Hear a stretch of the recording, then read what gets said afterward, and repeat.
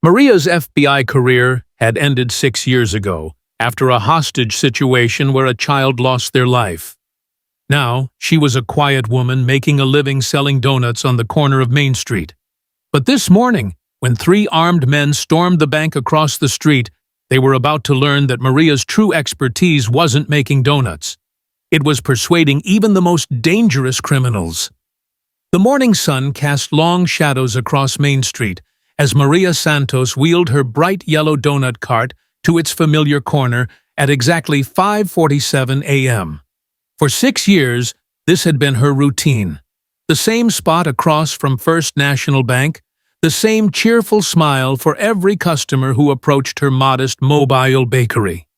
At 48, Maria carried herself with the comfortable confidence of someone who had found her place in the world. Her round face, framed by graying black hair pulled back in a practical ponytail, radiated the kind of maternal warmth that made strangers feel like old friends. She looked exactly like what she claimed to be. A hard-working woman, making an honest living selling homemade donuts. What the residents of Millbrook didn't know was that Maria's seemingly simple life was built on a foundation of carefully constructed normalcy, designed to hide a past that would have shocked anyone who knew her as the friendly neighborhood donut lady. But Maria had a secret that would soon change everything. Her first customer was always Officer Danny Peterson from the Millbrook Police Department, a young patrol cop who had discovered her donuts during his rookie year. "Buenos dias, Mrs. Santos," Danny called out with a wave. "How's business this beautiful morning?" "Ah, Danny boy," Maria replied, her accent adding warmth to her words as she reached for his usual order. "Business is good when I have such wonderful customers. 2 glazed and a coffee, extra sugar, see?" "You know me too well," Danny laughed, pulling out his wallet. As Danny walked away with his breakfast, Maria turned her attention to preparing for the morning rush. These small interactions had become the highlights of Maria's carefully structured days. What none of them knew was that Maria had chosen this particular corner for reasons that had nothing to do with foot traffic. From her position, she had a clear view of the bank's main entrance, both side exits, and the parking lot. Old habits from her previous life died hard. But the real reason for her strategic positioning was something far more extraordinary than anyone could have imagined. Her phone buzzed with a text from her daughter Carmen, finishing her senior year at State University. "Love you, Mama. Have a good day at work." The message brought a genuine smile to Maria's face. Carmen was the reason for everything Maria had built in Millbrook.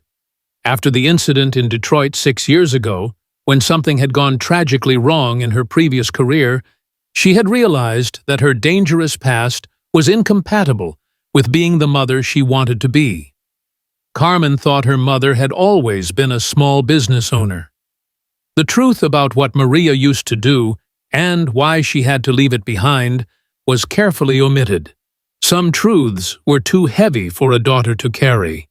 But what Maria didn't know was that her peaceful new life was about to collide with her dangerous past in the most dramatic way possible.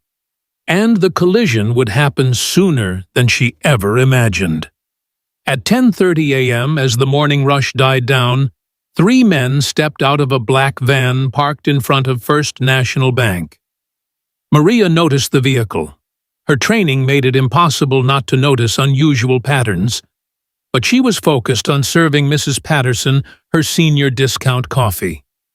The 3 men entered the bank with the casual confidence of legitimate customers, their weapons concealed beneath business-casual clothing. Marcus, the operation leader, had spent 15 years planning and executing armed robberies across the Midwest. First National Bank of Millbrook fit his criteria perfectly. Small enough to avoid high-tech security, but prosperous enough to make the risk worthwhile. "Good morning, gentlemen," Jennifer Chen, the head teller, said cheerfully as they approached her window. "How can I help you today?" Marcus smiled with practiced charm as he approached her station. "Actually, this is a withdrawal," he said quietly, his voice remaining conversational even as he revealed the pistol concealed beneath his jacket. "And we'll be taking everything you have." What they hadn't counted on was that their operation was being observed from across the street by someone whose previous experience had taught her to recognize the signs of a developing crisis. But they were about to learn that sometimes the most dangerous opponent is the one hiding in plain sight. Maria had been refilling her coffee dispenser when she noticed that the van was still parked 15 minutes after its occupants had entered. Through the bank's windows, she could see people standing very still in positions that suggested they were being controlled rather than conducting normal business. Something inside Maria, an instinct she had tried to suppress for 6 years, began to whisper warnings. Maria reached for her phone to call 911, then hesitated. The last time she had been involved in a situation like this, something had gone terribly wrong. The guilt from that failure had ended her previous career and changed everything about her life. But looking at the bank where Jennifer worked, Jennifer, who reminded her so much of Carmen, Maria realized that walking away wasn't an option. What happened next would force Maria to confront everything she had tried to leave behind. She dialed 911, her voice steady despite her racing heart. "This is Maria Santos at 412 Main Street. I'm calling to report an armed robbery in progress at First National Bank. Multiple suspects, approximately 11 hostages. I have experience with situations like this." What Maria didn't tell the dispatcher was the true nature of that experience. Some secrets were still too dangerous to reveal. Officer Danny Peterson arrived 17 minutes later, his weapon drawn as he sought cover behind his patrol car. When he spotted Maria behind her donut cart, he called out urgently, "Mrs. Santos, you need to evacuate immediately. This is an active crime scene." Maria approached Danny's position with calm confidence that surprised the young officer. "Danny, I need you to listen carefully. How many suspects do you count, and what's your backup situation?" "Mrs. Santos, with all respect, this isn't your concern," Danny replied, though something in Maria's tone made him answer despite his training. "3 suspects, unknown weapons, 11 hostages. State Police ETA is 30 minutes, FBI is 90 minutes out." Maria processed the information with practiced efficiency. "Danny, I need you to trust me. I have more experience with situations like this than you might expect." Inside the bank, the situation was escalating in dangerous ways. Marcus was growing frustrated. The safe required a time lock that wouldn't open for 2 hours, and available cash was far less than anticipated. "This is taking too long," Tommy, the youngest robber, said nervously. "We should have been out 15 minutes ago." Desperate criminals made dangerous decisions, and Maria had seen too many situations turn deadly when hostage-takers felt cornered. "Danny," Maria said quietly, making a decision that would change everything. "I need you to understand something. Until 6 years ago, I worked for the federal government in crisis situations. I've handled cases like this before." Danny stared at her in shock, his weapon lowering slightly. But you sell donuts." "Yes, I do," Maria replied with a slight smile. "And before that, I did something else. Something that might help those people in the bank right now." What Maria wasn't telling him was the full scope of what that something else had been. But she was about to show him exactly why her background mattered. Maria pulled out her phone and dialed a number she hadn't called in 6 years. "Kate, this is Maria," she said when the call connected. "I know I said I was done, but I need a favor." Special Agent Catherine Walsh answered immediately, surprise evident in her voice. "Maria? Where have you been? Nobody's heard from you since you left the bureau. I need emergency communication support, Maria explained urgently. Hostage situation in Millbrook. 3 armed suspects, 11 civilians. I'm the only person with relevant experience within 50 miles. After a brief argument about protocols and liability, Catherine's voice returned with reluctant agreement. You've been out 6 years, Maria. Things might not work the way you remember. Some skills you never forget, Maria replied with quiet confidence. What she was about to do would either save 11 lives or destroy everything she had built in Millbrook. But first, she had to become someone she had sworn never to be again. For the first time in 6 years, Maria activated the psychological protocols that had made her legendary. She closed her eyes, pushed aside memories of her last failed case, and accessed the analytical clarity that had once allowed her to see into desperate minds. When she opened her eyes, Angel Voice was back, and Phoenix was about to meet someone far more dangerous than he had ever imagined. Marcus, this is Agent Maria Santos with the FBI, she said into her radio, her voice carrying the warm authority that had once convinced a suicidal terrorist to surrender. I'd like to talk about how we can resolve this safely for everyone. Inside the bank, Marcus's head snapped up at the voice coming through his radio. How did you get on our frequency? That's not important, Maria replied steadily. What's important is that we talk about what you need and how we can make sure everyone goes home safely. Can you tell me your name? Lady, I don't know who you are, but you need to stay out of this. We'll be done in 10 minutes. Maria could hear the stress in Marcus's voice. Her trained ear picked up crucial details. Rapid breathing, suggesting elevated adrenaline, upper Midwest accent, and language indicating he didn't want to hurt anyone if avoidable. I understand you want to complete your business and leave, Marcus, she said, using his name to establish connection. But the situation has become more complicated than you planned. Let's talk about how we can work together. You don't know anything about what I planned, and my name isn't Marcus. You're right, I don't know your name. Would you like to tell me what I should call you? There was a long pause. You can call me Phoenix. Maria smiled slightly. Giving her a name, even fake, was positive. It meant he was willing to engage rather than just make demands. Thank you, Phoenix. My name is Maria, and I want you to know that my only goal is making sure you and your team get out safely, and that all the people inside get home to their families tonight. Through the bank's windows, Maria's experience provided a detailed psychological profile.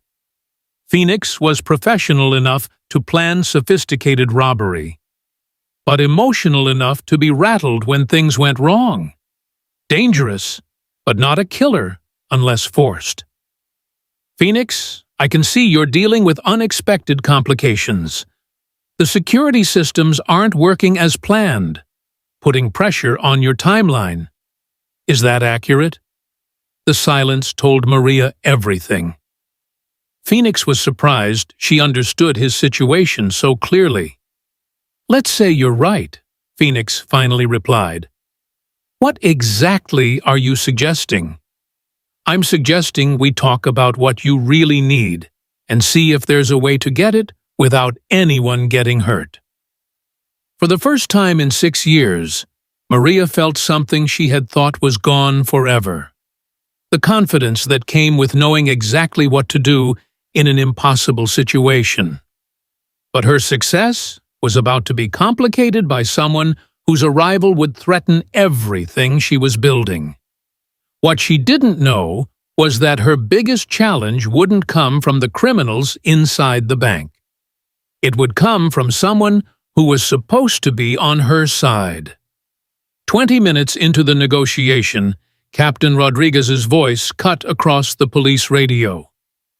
"This is Captain Rodriguez, Millbrook Police. I'm 10 minutes out. What's the current status?" Danny Peterson looked at Maria uncertainly. He knew the captain would expect to take command upon arrival. "Captain, this is Peterson. We have an unusual situation. The FBI negotiator is already on scene and has established communication with the suspects." "Peterson, what are you talking about? FBI response time should be 90 minutes. Who is this negotiator?" Maria took the radio. "Captain Rodriguez, this is Agent Maria Santos, formerly with the FBI's Critical Incident Response Group. I'm conducting crisis negotiation with 3 armed suspects holding 11 hostages. I've established positive contact and am working to de-escalate." After a long silence, "Agent Santos, I'm not familiar with your presence in my jurisdiction. Can you provide badge numbers and authorization?" Maria had hoped to delay this moment. "Captain, my federal authority was revoked 6 years ago when I retired. I'm currently operating as a civilian with specialized training, but I've successfully established contact and am making progress." "Ma'am, I don't care what your background is. You do not have authority to conduct negotiations in my jurisdiction. When I arrive, you will step back immediately." "Captain, I understand your position, but changing negotiators could destabilize the situation and put hostages at increased risk." "Ma'am, I will not allow a civilian to conduct police negotiations in my town." Maria felt familiar frustration. Phoenix's voice crackled through her radio. "Maria, what's all that chatter about? Are you losing control out there?" She could hear suspicion creeping into his voice. Any sign that law enforcement was disorganized or lying to him could trigger a violent response. "Everything's fine, Phoenix. Just coordinating resources to help resolve this smoothly." But Phoenix had heard enough. "You know what, Maria? I think you're not as in control as you pretend. Maybe it's time we reminded everyone who's really running this show." Through the bank windows, Maria watched Phoenix grab Jennifer Chen by the arm and drag her toward the front door. Her heart rate spiked as she realized what was about to happen. What Phoenix didn't know was that he had just triggered something in Maria that had been dormant for 6 years. Something that would change everything about how this ended. "Phoenix, wait! Let's talk about this." "No more talking, Maria. You want to see what happens when people lie to me?" Phoenix shoved Jennifer Chen against the bank's front door, his weapon pressed to her head as he shouted toward the police cars. "You hear me out there?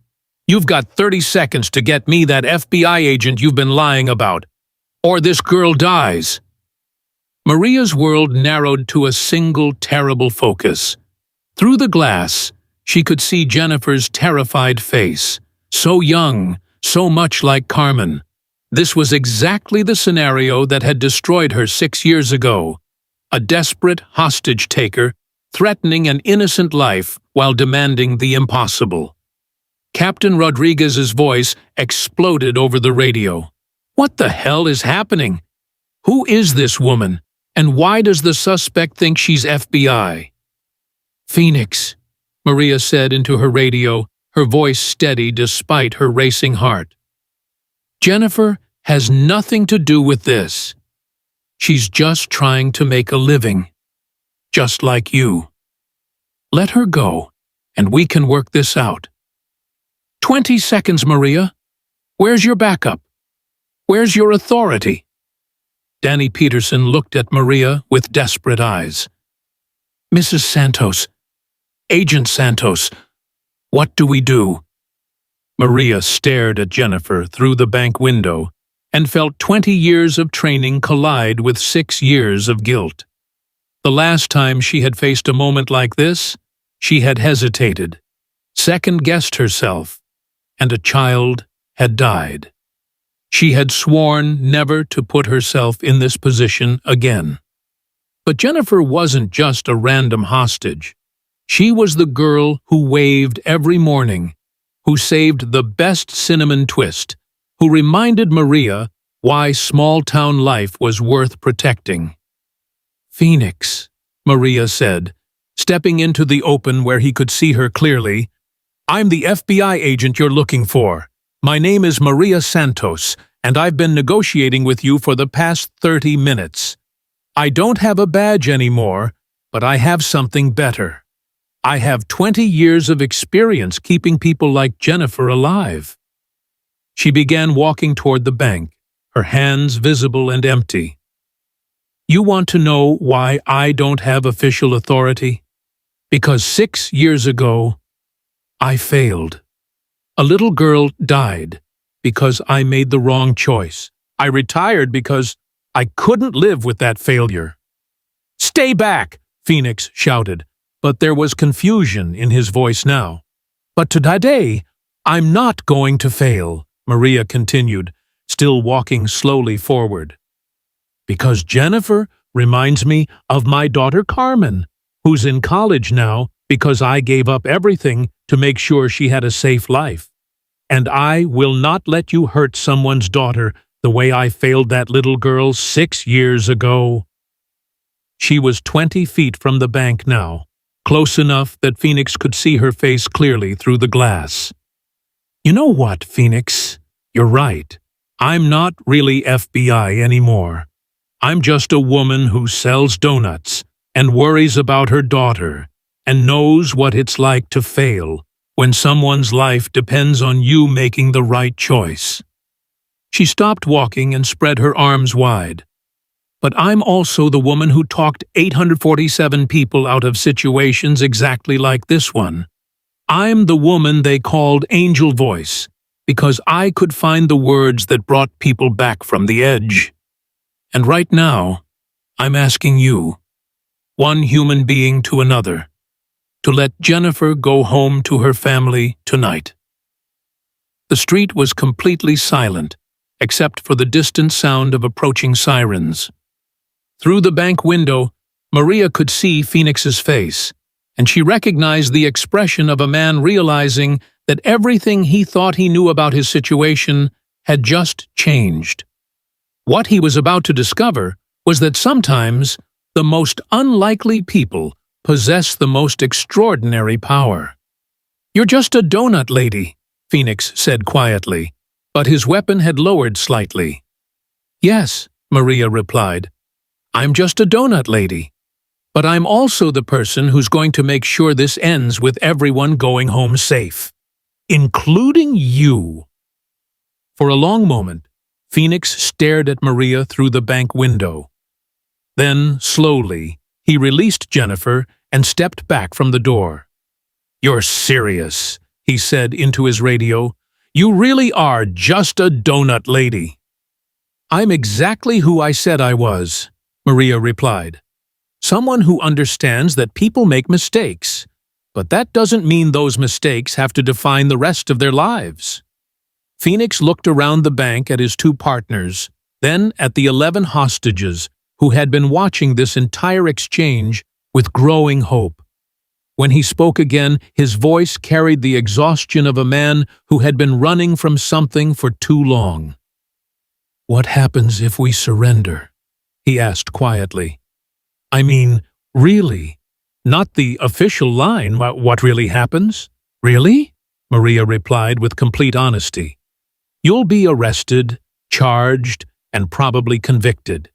You'll serve time in federal prison, but you'll be alive, and so will everyone in that bank. And someday, when you get out, you'll have the chance to make different choices." "That's not much of a sales pitch," Phoenix said with bitter humor. "It's the only honest one I can give you," Maria answered. "But Phoenix, the alternative is that this ends with people dying, and I promise you, that's something you'll never recover from." There was another long silence. Then Phoenix's voice returned, quieter now and filled with resignation. "If I come out, your people won't shoot? I guarantee it," Maria said firmly. "Captain Rodriguez, Can you confirm safe surrender protocols? Captain Rodriguez, who had arrived during Maria's walk toward the bank and witnessed the entire exchange, spoke into his radio with obvious admiration. Confirmed. Safe surrender with no resistance will be met with no force. Phoenix, Maria said gently, her voice carrying the warmth of someone who truly cared. It's time to come home. The bank door opened slowly, and Phoenix emerged with his hands raised, followed by his two partners. Behind them came 11 hostages, alive and unharmed, walking into the morning sunlight. As federal agents who had finally arrived took Phoenix and his team into custody, Jennifer Chen ran across the street and threw her arms around Maria, tears streaming down her face. "Thank you," Jennifer whispered, her voice breaking with emotion. "Thank you for saving us." Maria hugged the young woman tightly and felt something she hadn't experienced in 6 years. The satisfaction of a successful resolution, unmarred by guilt or regret. Captain Rodriguez approached them, shaking his head in amazement. "Agent Santos, Mrs. Santos, I owe you an apology, and probably a commendation."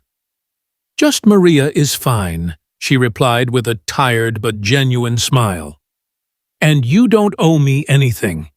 This is just what neighbors do for each other."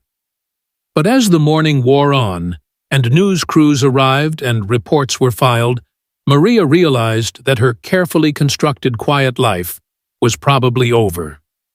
By evening, everyone in Millbrook would know that their friendly donut lady had once been something far more extraordinary. Carmen called that afternoon, having seen the news coverage on television. "Mama, is it true?" her daughter asked, voice filled with wonder. "Were you really FBI?" "Sí, mija," Maria said quietly, sitting in her kitchen and looking out at the street where everything had changed. "I was, but that was a long time ago." "Why didn't you tell me?" Carmen asked, hurt evident in her voice. "Because I wanted you to see me as your mother, not as someone defined by an old job," Maria explained gently. "And because I wasn't proud of how that job ended." "Are you proud of what you did today?" Carmen asked. Maria looked across the street at the bank where Jennifer and her colleagues were back to work, serving customers and living their normal lives because Maria had found the courage to be who she used to be. "Yes," she said finally, her voice filled with quiet certainty. "Today, I'm proud." The next morning, Maria set up her donut cart at exactly 5:47 a.m., just like she had for 6 years. When Officer Danny Peterson arrived for his usual order, his greeting carried new respect. "Good morning, Agent Santos," he said, his voice filled with admiration. "Just Maria, Danny," she replied with a warm smile, reaching for his usual order. "And 2 glazed with extra sugar coffee, right?" "You know me too well," Danny replied, then paused thoughtfully. "Maria, can I ask you something? Are you going back to the FBI?" Maria looked across the street at the bank, where Jennifer Chen was unlocking the front door, preparing for another normal day in their small town. She watched as Jennifer waved with the same cheerful smile she'd shown every morning for years. "No, Danny," Maria said with quiet certainty. "This is my home now. Sometimes you don't need a badge to protect the people you care about." As Danny walked away with his breakfast, Maria began arranging her donuts for the morning rush. Her phone buzzed with a text from Carmen. "Love you, Mama. Proud of you."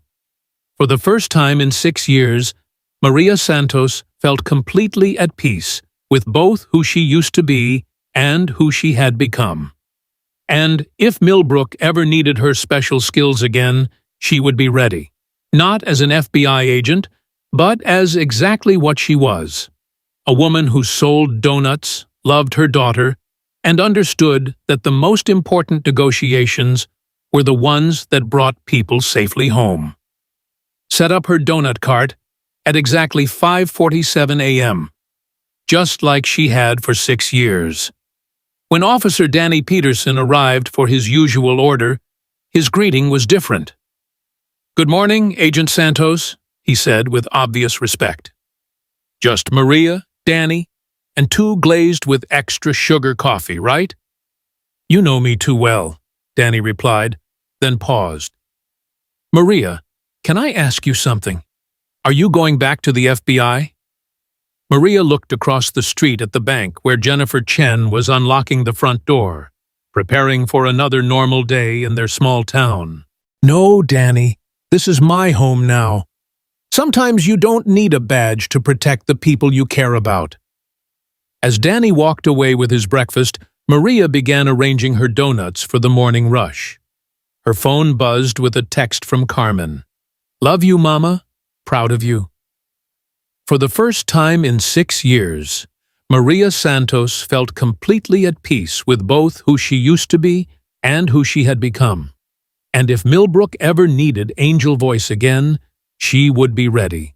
Not as an FBI agent, but as exactly what she was, a woman who sold donuts, loved her daughter, and understood that the most important negotiations were the ones that brought people safely home. Did you enjoy this incredible story? If Maria's hidden talents and negotiation skills amazed you, you're going to love what we have coming next. Show your support. Like this video if Maria's FBI background surprised you. Comment below. Which part shocked you the most? Share with friends who love underdog stories with epic plot twists. Never miss a story. Subscribe and hit the notification bell for incredible stories like this every single day. Join the conversation. What kind of hidden identity story would you like to see next?